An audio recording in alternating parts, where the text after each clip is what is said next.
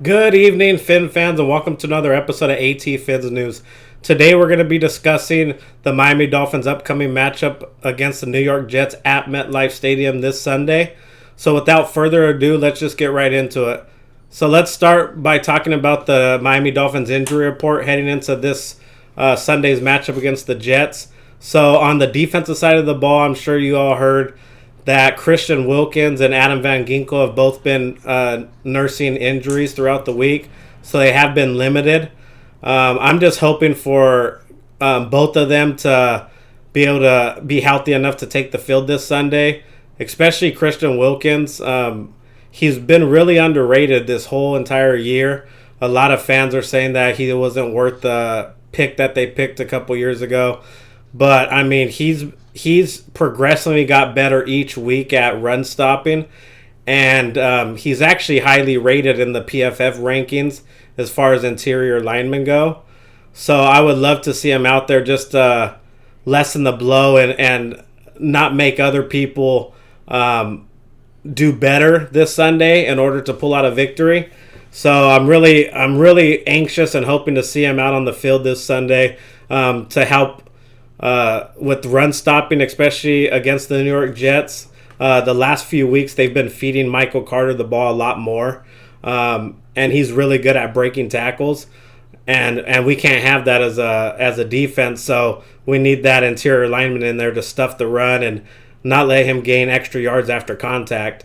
As far as Van Ginkle goes, I've been highly critical about the guy this whole year. I thought he kind of regressed instead of progressed in his improvement.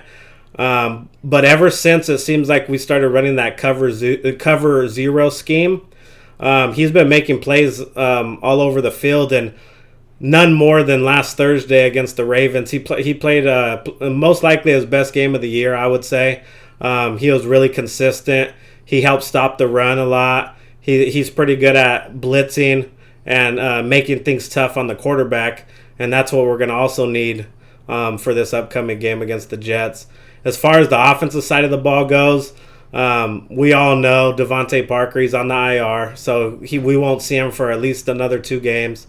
Also in our wide receiver room, Will Fuller. We paid that man $10 million this year, hoping he was going to be the wide receiver 1 for us. And for him to only play 1 or 2 games all year, it's very disappointing. I had high hopes for him this year, especially with that speed and how he did in Houston before he got suspended with his steroid use.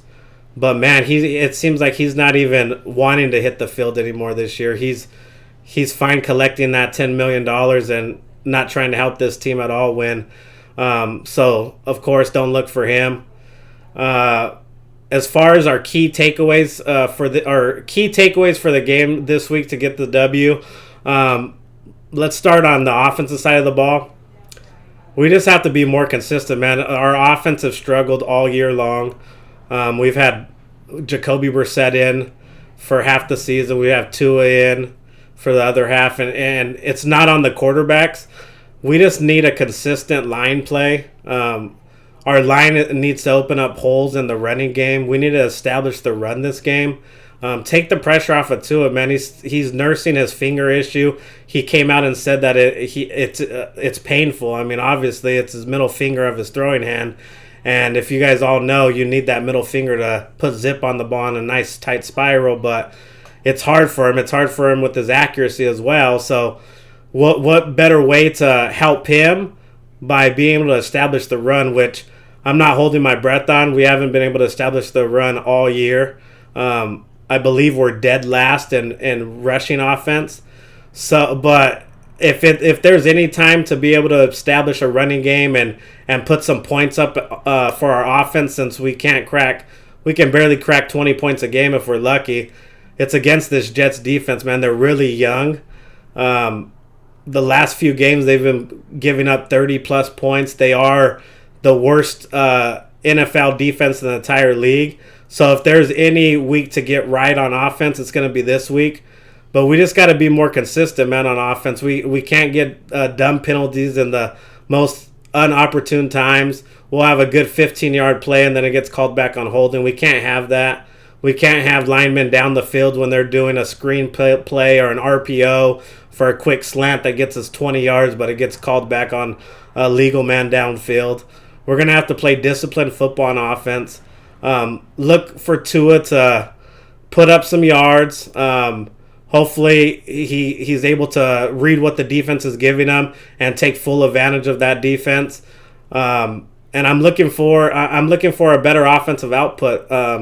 I know I've been saying that week in and week out, but we need it. I mean, our defense is starting to get better each week. We've seen it the last 2 weeks now, and I don't see it changing. I think our defense has figured out what scheme they want to run, and they're just going to build upon it moving forward. So right now it's up to our offense. Our offense needs to give us at least 20, 24 points a game. If we can do that consistently towards the latter half of this year, we're going to be hard to beat, especially with the upcoming games on our schedule. So we definitely have to start with running the ball. Give Myles Gaskin the ball 20, 25 times this game, man. Just be consistent with it. Get our offensive blocking schemes down, because there's a lot of times where we're pulling a guard when we shouldn't even be pulling anyone, and it's leaving a free rusher up the middle, and it's causing havoc in the running game behind the backfield. Let's be disciplined in our run schemes. Have our line please work as one unit and figure that out to take the pressure off of Tua, like I said, and look for those quick slants from us. Some screen passes with Gaskin and Ahmed. Look for Waddle to be consistent like he has throughout the year. He's probably been our most consistent wide receiver because of all the injuries. Get Matt Collins going with his slants. He can run slants really well. He can go slant and go on the deep ball. He has the size. And look for Gesicki to have a breakout game. He was held without a reception, no yards last week against the Ravens, and he's probably not happy about that. So get him going early and often up the seam. He is a mismatch. If you put a linebacker on him, he's going to beat him all day. Even though the thing that worries me about Gesicki is whenever he's in, the plays are telegraphed because they know they're not going to run. What I wish they would do is put him out wide on run plays and not run to his side, run away from him. So keep the defense guessing, man. Every time he's in, they know, they're probably not going to run. It's going to be a pass. Let's figure out a way to be creative and not have the defense read what play we're going to do based on where he's lined up. As far as the defense goes for the keys to victory, number one on the list, we got to contain Michael Carter. He's been, like I said a little while ago, he's been eating the last few weeks. He's getting adjusted to the NFL lifestyle and the schemes defense is trying to run against him, and he's picking up game speed where he's becoming a monster, man. He's breaking a lot of tackles at the line of scrimmage and going for 4 or 5 yards after contact. We can't have that happen with him. He's even catching the ball in the backfield. So our biggest thing on offense, we got to key on Michael Carter. We got to, on defense, we got to key on Michael Carter. We got to limit him. And for us to be able to limit the Ravens' vaunted rushing attack last week, I don't see why we can't do it against Michael Carter. We just got to be focused going into the game. We can't think, the Jets, their record, they're 2-7. We just got to show up and we will get the victory, because honestly, our record is not that much better. We're 3-7. The reason we have an extra win is because they had a bye already. We haven't. So we can't be thinking, we should just be able to show up, and when we're not there yet as a franchise or a team. So we just got to play perfect football pretty much, just like we did against the Ravens. Show up. Don't play down to our competition like the Dolphins do so regularly. They either play down to their competition or up to their competition, and this is not a week for a letdown. Let's keep the momentum going. Let's get this much needed win. Get the fan base up and booming. I've already heard on different YouTube channels about how they think we're going to run the table and might make a playoff run. I'm not getting ahead of myself yet on that. I just want to see us go out and get another victory. Get this winning streak to 3. Get this record to 4-7 and see where the chips fall after that. But we need to come out with a good performance and a good we need to come up with a good game plan so we can get this win and feel good about it going into next week, not barely squeak out with a 3-point victory and think everything's perfect in the Dolphins world when it's really not. We need to come out with a dominant performance. I know both teams are rebuilding, but the Jets are in like phase 1 of their rebuild. We're supposed to be towards the end of it. We have way more talent on the field for us than the Jets do. So let's just push them around, man, just like we did against the Ravens last week. No one expected that, especially because the Ravens usually always bully us around, but we were the ones pushing the line, and it was great to see. So I want to keep improving on that. I don't want to take. It always seems like the Dolphins, they take 1 step forward and 3 steps back. I want them to keep improving on that and being a dominant team where what everyone and the fan base before this season thought they could be and what they should strive to be. As far as the predictions go this week, I think the Dolphins, if we play well, if we don't shoot ourselves in the foot, the final score, I'm predicting 24-10 Dolphins victory. I just don't see how the Jets offense with Joe Flacco starting this week because Zach Wilson's still injured. He's not fully healthy to come back. And then Mike White not getting the nod.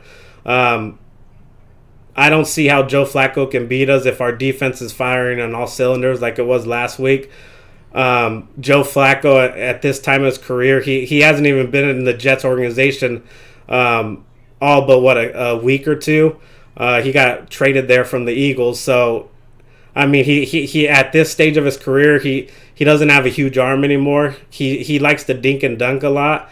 So we just got to keep everything in front of us. When he does do the dink and dunks, no yards after catch, stop them right in their tracks just like they did against Baltimore. And I don't see them putting up more than 10 points against us. I expect a turnover or 2 with this defense firing at all cylinders. And I'm expecting a dominant performance. Hopefully our offense can give us something to talk about in the coming weeks. And it all starts this Sunday, man. So hopefully, like I said, the final score should be 24-10 as long as we don't shoot ourselves in the foot and play a focused brand of football instead of just showing up and thinking they can get the W because they're that far along in the process, which we're not, obviously, at 3-7. So that's all I have for you guys today. I will be back following the game on Sunday for our instant reaction so we can talk about it. If you want to leave a comment in the comment section. I will comment you back and respond to you. Make sure you guys hit the like button, y'all, and subscribe to the channel so we can support it and help this thing grow organically. Other than that, guys, I love you all. Stay safe. Have a great weekend and enjoy the game Sunday. Phins up. I'm out. Peace.